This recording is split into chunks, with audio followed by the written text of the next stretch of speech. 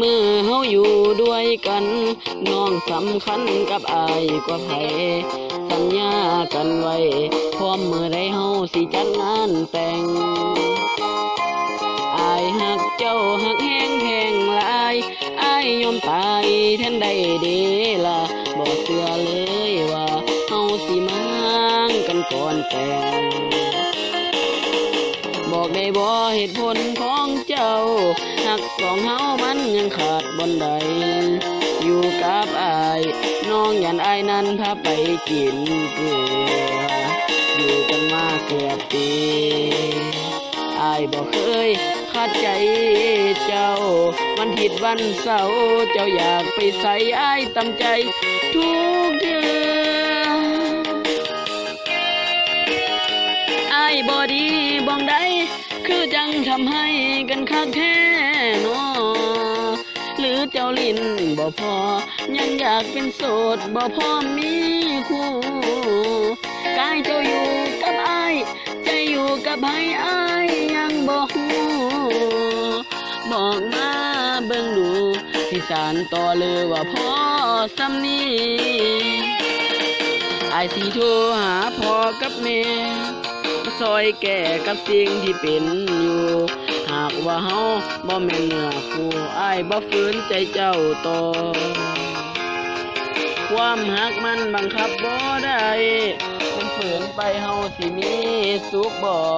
หากว่าเจ้ายังเล่นบ่พอกะสิเล่นต่อสาลา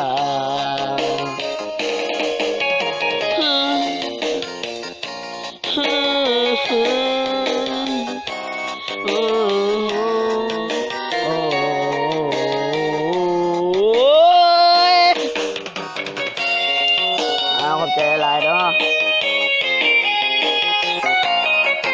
ปีนี้ขอให้อยู่ดีมีแฮงเนาะ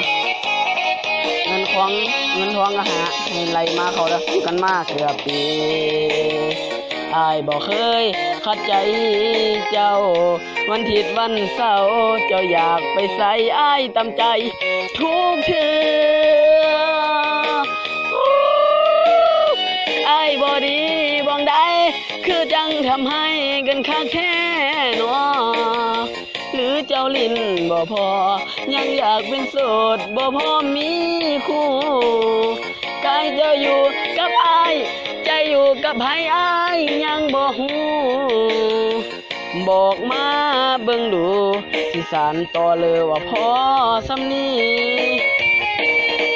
อายสิโทรหาพ่อกับแม่มาซอยแก่กับสิ่งที่เป็นอยู่หากว่าเฮาบ่แม่นเนื้อคู่อายบ่ฝืนใจเจ้าต่อความหักมันบังคับบ่ได้แม่นฝืนไปเฮาสิมีสุขบ่หากว่าเจ้ายังเล่นบ่พอกะสิเล่นต่อสาลาพร้อมยกเลิกสัญญาโอ้ยพร้อมยกเลิกงานแต่งสบายดีอย่าลืมกดไลค์กดแชร์ทาง YouTube ของพวกเราขอบใจ